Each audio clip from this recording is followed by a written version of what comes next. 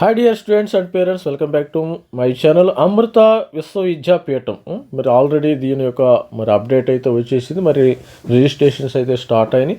మరి ఇక్కడ 4 years BTech చదవాలంటే ఎంత ఖర్చు అవుతుంది? మరి అమృతాలో మనకి అమరావతిలో అమృతపూరి, అమరావతి, బెంగళూరు, చెన్నై, కోయంబత్తూర్, ఫరీదాబాద్, కొచ్చి, మైసూర్ అండ్ నాగర్కోయిల్, హరిద్వార్ ఇట్లా డిఫరెంట్ క్యాంపస్లు అయితే ఉండి ఇక్కడ 4 year బీటెక్ చదవాలంటే ఎంత ఖర్చు అవుతుందని వీడియోలో చూద్దాం. ప్రతి ఒక్కరు వీడియోని లైక్ చేయండి, షేర్ చేయండి, సబ్స్క్రైబ్ చేసుకోండి వీడియోని. This is me Ravikumar sir from ధావరి అక్క. మరి కమింగ్ టు మరి అమృతాలో 4 year బీటెక్ ఎంత ఖర్చు అవుతుంది? ఇక్కడ బీటెక్లో ముందుగా మీరు తెలుసుకోవాల్సింది ఏంటంటే స్లాబ్లు ఉంటాయమ్మా, డిఫరెంట్ స్లాబులు ఉంటాయి. ఆ స్లాబుల గురించి మన వీడియో ఎండ్లో ఎక్స్ప్లెయిన్ చేద్దాం.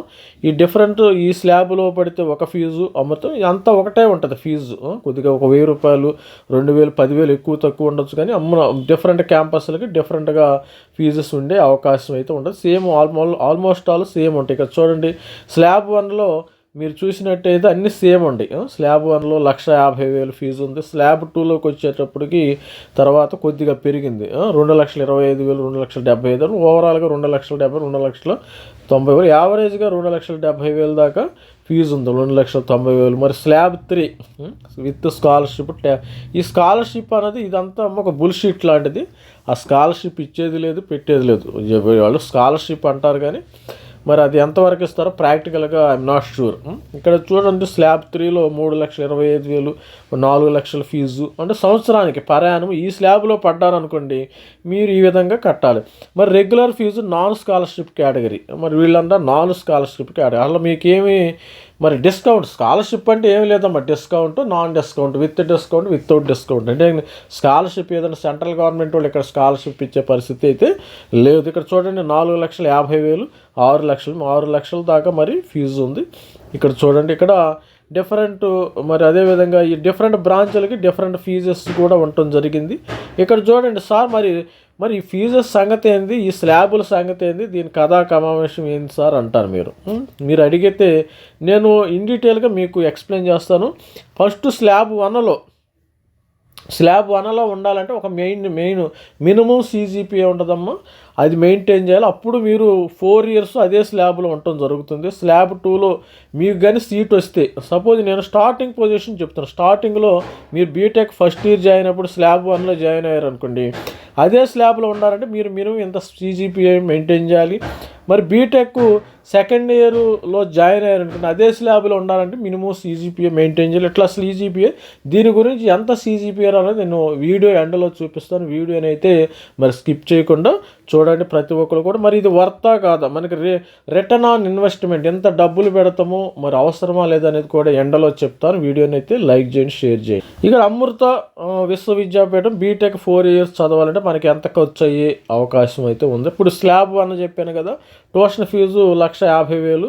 మరి స్లాబ్ 1 మరి 4 సంవత్సరాలు కలిపి మనము ట్యూషన్ ఫీజు 6 లక్షలు అవుతుంది అమ్మ. ఇక్కడ 6 లక్షలు అవుతుంది.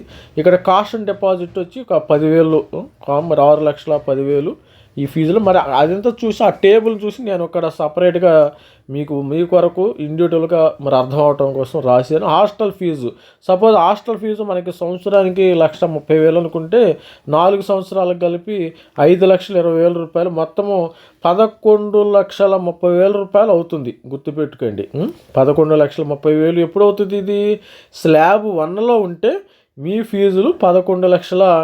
మీరు స్లాబ్ 1లో ఉంటే మాత్రమే ఉంటుంది. మీరు జాయిన్ అయిన స్టూడెంట్స్ ఎవరైతే స్లాబ్ 1లో 4 years ఉండాలి, అది గుర్తుపెట్టుకుని 4 years ఉంటేనే లేకపోతే మీ స్లాబ్ మారే అవకాశం అయితే ఉంది. దానికి టర్మ్స్ అండ్ కండిషన్, మన క్రెడిట్ కార్డు ఇస్తారు కదా, డెబిట్ కార్డు, క్రెడిట్ కార్డు ఇచ్చినప్పుడు స్టార్ గుర్తుంటుంది, ఏదన్నా కింద కండిషన్స్ అప్లై. అట్లాగే అమృతాలో చేరాలంటే కండిషన్స్ అప్లై, గుర్తుపెట్టుకోండి. ఈ స్లాబ్ 1లో ఉండాలంటే ఈ కండిషన్లు ఉండాలి, స్లాబ్ 2 ఉండాలంటే ఈ ఆ కండిషన్స్ అయితే ఫాలో అవ్వాలి. అలాంటికైతే అంత ఇష్టం అయితే మరి ఇక్కడ అమృతలో ప్రతి ఒక్క పేరెంట్ కూడా ఇక్కడ చేరే అవకాశం ఉంటుంది.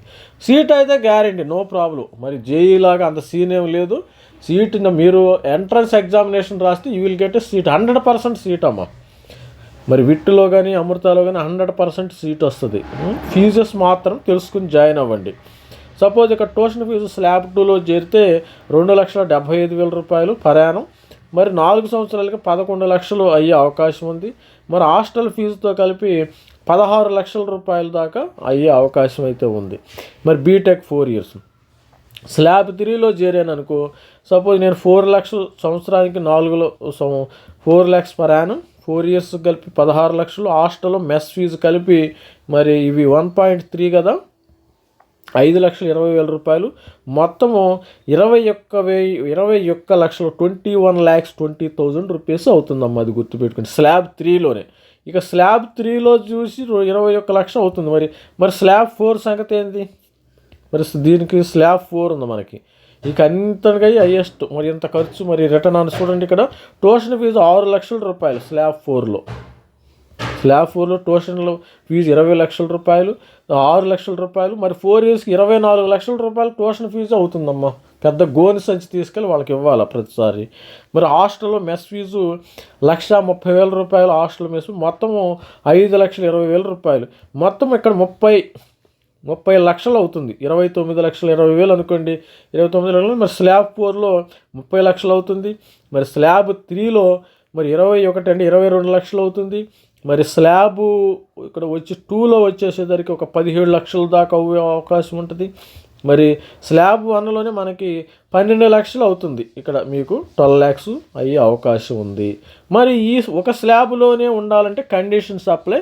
ఆ కండిషన్స్ ఏందో ఒకసారి మనం చూద్దాం. ప్రతి ఒక్కరు వీడియోని మరి స్కిప్ చేయకుండా అయితే చూడండి. ఇది చూశారు కదా, ఆల్రెడీ 6 లక్షలు ఇవన్నీ ఏంటంటే నా లెక్కలు కాదు, ఇక్కడ ఈ డేటాని తీసుకుని నేను క్యాలిక్యులేట్ చేయటం అయితే జరిగింది. ఇప్పుడు మీరు స్లాబ్ 1లోనే ఉండాలంటే కొన్ని కండిషన్స్ ఉంది. స్లాబ్ 2 నుంచి స్లాబ్ 1కి మరి కొన్ని కండిషన్స్ అయితే ఇచ్చారు. ఇక్కడ స్కాలర్షిప్ ఫీజు అన్నారు, ఇదంతా ఒక బుల్షిట్ లాంటిది.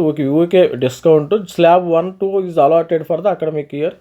మరి స్లాబ్ 1 మరి ఇది ఇప్పుడు కూడా సేమ్ అదే ఉంది. Consistent academic performance by securing cumulative grade CGPA. Category 1 అమ్మా 8.0 above in case of slab 1 at the end of each academic year. గుర్తుపెట్టుకోండి, ఈచ్ అకాడమిక్ ఇయర్, ప్రతి అకాడమిక్ ఇయర్లో సంవత్సరం 1st year, 2nd year, 3rd year, 4th year ఏ academic year ఉన్నా slab 1 ఉండాలి. Category 2 మరి slab 2 7.5 above in case of slab 2 at each academic year. 7.5 రావాలి. 7.5 CGPA అంటారు. కొంతమంది స్టూడెంట్ మరి పేరెంట్స్కి తెలియదు. CGPA అంటే ఆ సంవత్సరానికి వాళ్ళకి వచ్చే మార్కుల శాతం అనమాట. No disciplinary action during the period of study in university, clearing each semester without arrear. ఇక్కడ చూడండి కండిషన్స్ ఇక్కడ ఉన్నాయి చూడండి. ఇక్కడ ఈ ఇంపార్టెంట్ కండిషన్స్ విల్లింగ్ ఇక్కడ చూడండి. To meet the 1 and 2, 3 candidate will require to pay slab 3 fees in subsequent. ఇప్పుడు category 1 if slab 1 student maintain CGPA and above, the same fees slab will continue. ఇక్కడ పెద్ద స్కామ్ జరుగుతుంది, గుర్తుపెట్టుకోండి. Slab 1లో ఉండే student ప్రతి ఒక్క అకాడమిక్ సంవత్సరంలో 8 పైన ఉండాలి slab unit. If CGPA between 7.5 8.0, he will have to place slab 2 fees in subsequent year. Suppose నేను స్లాబ్ 1లో చేరాను, నాకు CGPA 8 కంటే తక్కువ వచ్చింది. 8 కంటే తక్కువ వస్తే వాళ్ళు ఏం చేయాలి? స్లాబ్ 2 ఫీజెస్ పే చేయాలి. అది గుర్తుపెట్టుకోవాలి. స్లాబ్ 2 ఫీజెస్ ఎంత మనకు 16 లక్షలు చిల్లర అవుతుంది. ఇదే 12 లక్షలు, 16 లక్షలు 4,05,000 అంత ఫీజు అవుతుంది. ఆ ఫీజు అయితే మీరు కట్టాలి. ఈ తర్వాత CGPA 7.5 సపోజ్ ఇప్పుడు 8 CGPAలో స్లాబ్ 1లో వచ్చినాడు అనుకో, 7.5 వచ్చినప్పుడు వాడు స్లాబ్ 2 పే చేయాలి. తర్వాత 7.5 కంటే తక్కువ వస్తే ఇదొక మరి స్కామ్.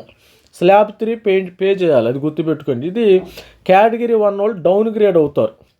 స్లాబ్ 1లో చేరిన వాళ్ళు మీ CGPA 8 కంటే బిలో వస్తే 7.5, 8 మధ్యలో వస్తే స్లాబ్ 2 పే చేయాలి. మరి 7.5 కంటే తక్కువ వస్తే స్లాబ్ 3 పేమెంటే చేయాలి. ఇక్కడ ఈ పేజెస్ చేస్తే మీకు 20 లక్షల దాకా ఖర్చు అవుతుంది. అది గుర్తుపెట్టుకోండి. మరి category 2 if slab 2 student maintain CGPA between 7 and above, the same fee will continue. ఇక్కడ చూడండి కామెడీగా వీళ్ళు స్లాబ్ 2 ఇప్పుడు నేను స్లాబ్ 2లో జాయిన్ అయ్యాను. మరి 7.5 కంటే అబోవ్ వచ్చింది, same fee will continue. Is her CGPA 7.5 will have slab 3 fee in subsequent year. If her CGPA is below కానీ 7.5 అయితే స్లాబ్ 3 మెయింటైన్ చేయాలి. తర్వాత in the event of student moves to suppose higher fee slab don't meet conditions 1 and 2 above the student will not able to move back to old slab his CGPA improves further. ఇక్కడ వీళ్ళు చూడండి ఎంత మోసం, ఇక్కడ ఎంత మోసం ఉందంటే, suppose for example నేను స్లాబ్ వన్లో చేరా, నాకు 8.8 CGPA ఉండాలి. కానీ నాకు నెక్స్ట్ అకాడమిక్ ఇయర్కి ఏమైందంటే, ఈ ఫస్ట్ ఇయర్లో ఏమైందంటే 7.5 వచ్చింది. 7.5 CGPA వచ్చింది.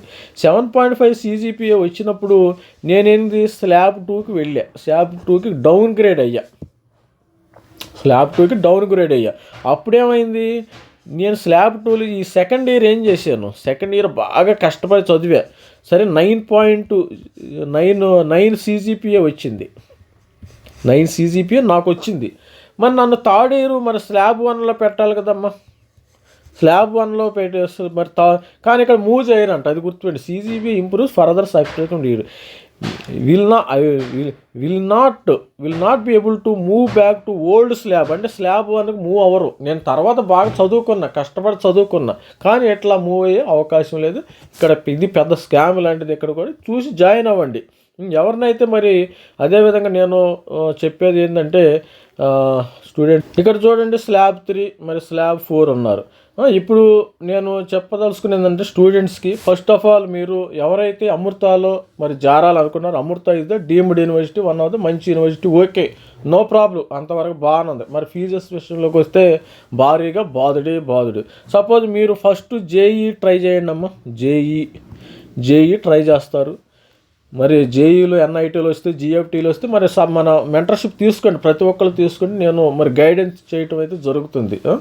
తర్వాత JEEలో ఏం చేస్తారు, IIT వస్తుంది, తర్వాత NIT, తర్వాత IIIT, తర్వాత GFT government funded technical institute. వీటిల్లో ఎక్కడ చేరినా మీకు ప్లేస్మెంట్ గ్యారంటీ. రెండోది మీకు JEE రాలేదు, రెండోది ఏం చేస్తారు మరి ఎంసెట్ అనేది మరి తెలంగాణ ఆంధ్రాకి సమానంగా ఎంసెట్ ఉండదు, ఎంసెట్ కండక్ట్ చేస్తారు. ఈ ఎంసెట్లో టాప్ 20 కాలేజెస్లో ఏమైనా సీట్ వచ్చిందా? మరి ఆంధ్రప్రదేశ్లో కానీ టాప్ 20లో సీట్ వచ్చిందా? తెలంగాణలో టాప్, మీరు అక్కడే చేరటం మంచిది. నాకు తెలిసి నా సలహా ప్రకారం మీకు ఫీజు రింబర్స్మెంట్ అవుతుంది, ఎవ్రీథింగ్. మీకు మూడోది ఏంటంటే, మూడో ఆప్షన్ ఇక డీమ్డ్లోకి వెళ్ళటం. మీకు డీమ్డ్లో మరి ఎక్కడ ఫీజెస్ తక్కువ ఉన్నాయో, మరి SRM కానీ ఈ విధంగా డీమ్డ్లోకి వెళ్ళండి. ఒకసారి చూసుకోండి, ఒకటికి 10 సార్లు ఆలోచించుకోండి. First JEE, second EAMCET, third డీమ్డ్కి ఇలా ప్రిఫరెన్స్ అయితే ఇచ్చుకుంటే మంచిది. ఇలా అనవసరంగా మీరు వెళ్ళేసి ఒకసారి జాయిన్ అయిన తర్వాత వాళ్ళు ఏం చెప్పినా మనం వినాలి, తప్పదు. అందుకని ప్రతి ఒక్కళ్ళు కూడా ఆలోచించి నిర్ణయం అయితే తీసుకోండి. నిర్ణయం అయితే ఇది 4 years స్టోరీ అమ్మ, మరి 1 year స్టోరీ కాదు. సరే ఒక 10,000 20,000 మనము ఖర్చు పెట్టే డబ్బులు, సపోజ్ ఇక్కడ మరి స్లాబ్ 4లో చేరితే 30 లక్షలు ఫీజు ఖర్చు అవుతుంది. మనకి రిటర్న్ ఆన్ ఇన్వెస్ట్మెంట్ రావాలి, ROI, రిటర్న్ ఆన్ ఇన్వెస్ట్మెంట్. మనం ఎంత డబ్బులు పెడుతున్నాం మన పిల్లల మీద, అంత డబ్బులు బ్యాక్ వస్తాయా లేదా అనేది ఒకసారి చూసుకోండి. All the best. This is for the educational purpose మాత్రం నేను వీడియో చేయడం. ఇది నాకు I don't have any concern అని అమృత విశ్వవిద్యాలయం. దిస్ ఈజ్ మరి వాస్తవం, ఈ విధంగా జరుగుతుందని చెప్పటం మాత్రమే. మరి అందుకని ప్రతి ఒక్కరు ఆలోచించుకోండి. All the best. Thank you. This is me Ravikumar sir signing off. Thank you.